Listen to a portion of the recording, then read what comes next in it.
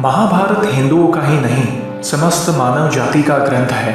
इससे प्रत्येक मानव को एक अच्छी शिक्षा और मार्ग मिल सकता है। प्रत्येक मनुष्य को इसे पढ़ना चाहिए।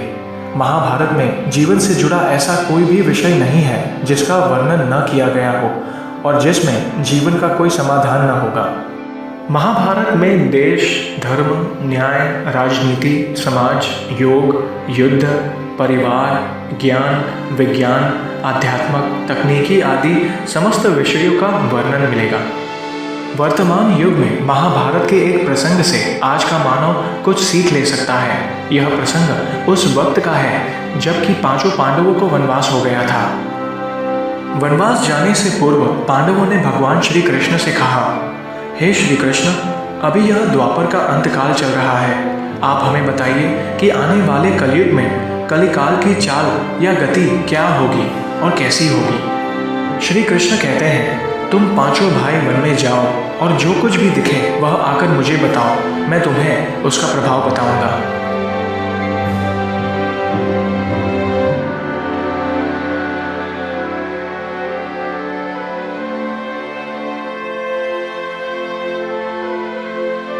पांचों भाई वन में चले गए। वन में उन्होंने जो देखा उसको देखकर वे आश्चर्यचकित रह गए। आखिर उन्होंने वन में क्या देखा और श्री कृष्ण ने क्या जवाब दिया, आइए जानते हैं। पांचों भाई वन में गए और अलग अलग दिशाओं में वन भ्रमण को निकले। युधिष्ठिर भ्रमण पर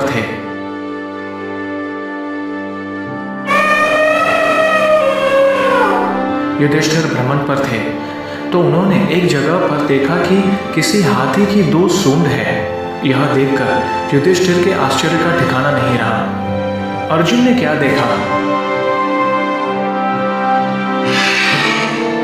अर्जुन दूसरी दिशा में भ्रमण पर थे। कुछ दूर जंगल में जाने पर उन्होंने जो देखा उसे देखकर वे आश्चर्य में पड़ गए। उन्होंने देखा कि कोई पक्षी है, उसके पंखों पर वेद की ऋचाएं लिखी हुई है, पर वह पक्षी मुर्दे का मांस खा रहा है। भीम ने क्या देखा?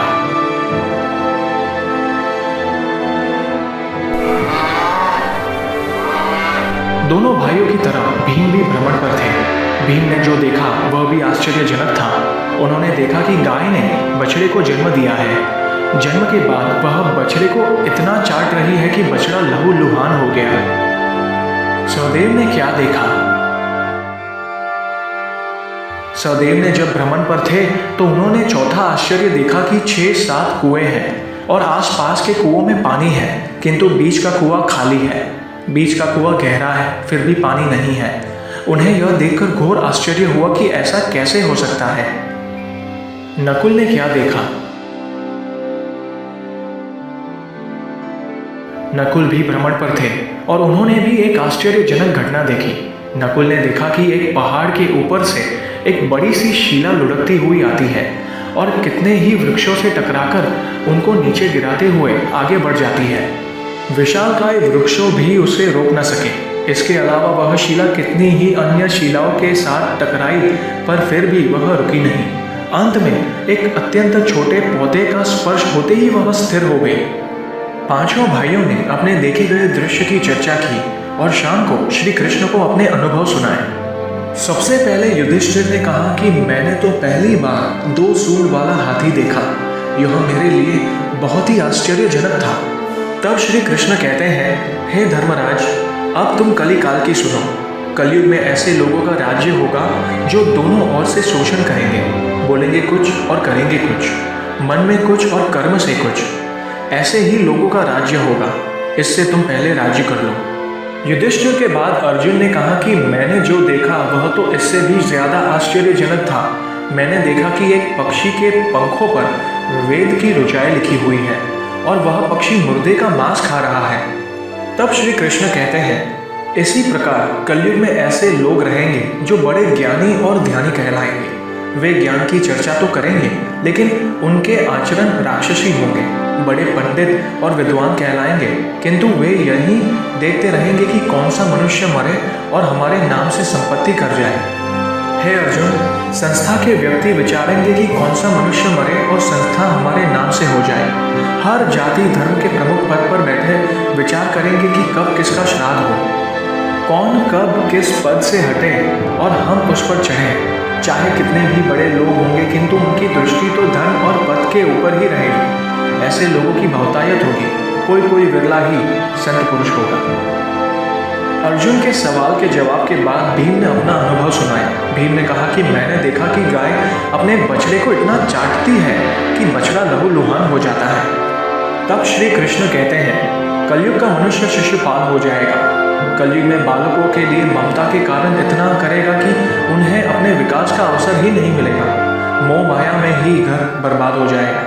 किसी का बेटा घर छोड़कर साधु बनेगा तो हजारों व्यक्ति दर्शन करेंगे, किंतु यदि अपना बेटा साधु बनता होगा तो रोएंगे कि मेरे बेटे का क्या होगा। इतनी सारी ममता होगी कि उसे मोह माया और परिवार में ही बांध कर रखेंगे और उसका जीवन वहीं खत्म हो जाएगा। अंत में बेचारा अनाथ होकर मरेगा। वास्तव में लड़के तुम्हारी नहीं हैं, वे तो बहुओं की अमानत है। लड़कियां जमाइयों की अमानत है और तुम्हारा यह शरीर मृत्यु की अमानत है। तुम्हारी आत्मा परमात्मा की अमानत है। तुम अपने शाश्वत संबंध को जान लो बस।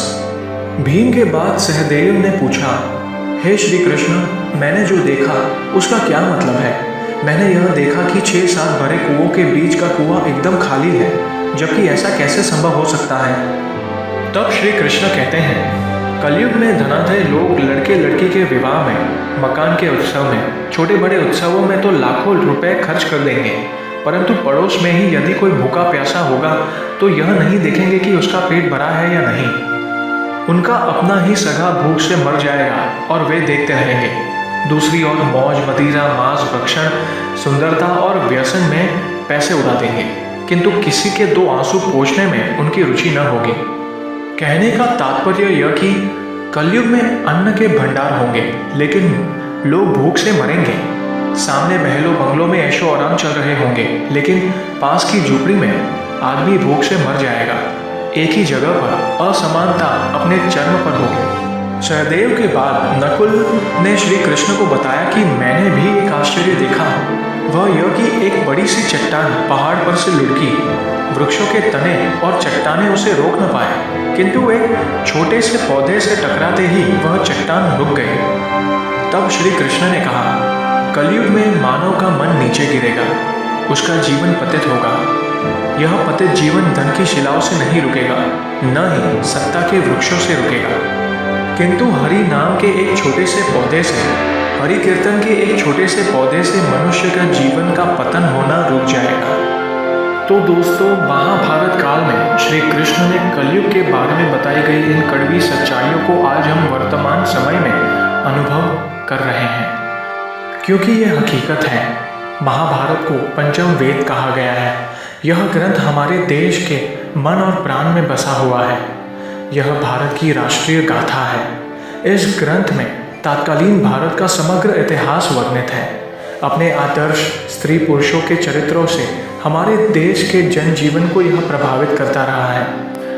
तो दिन में थोड़ा सा भी समय मिले तो ईश्वर को याद जरूर करें। मात्र ईश्वर की भक्ति ही आपको कलयुग के बुरे प्रभाव से बचा सकती है। जय श्री कृष्ण। तो उम्मीद करता हूं कि ये वीडियो आपको पसंद आई और इस वीडियो को आप लाइक और ज़्यादा से ज़्यादा शेयर ज़रूर करिएगा। और अभी तक अगर आपने हमारी चैनल सब्सक्राइब नहीं की है तो वीडियो के नीचे दिए गए लाल बटन पर ज़रूर क्लिक करिए ताकि आने वाली नई वीडियोस आप सबसे पहले देख सकें।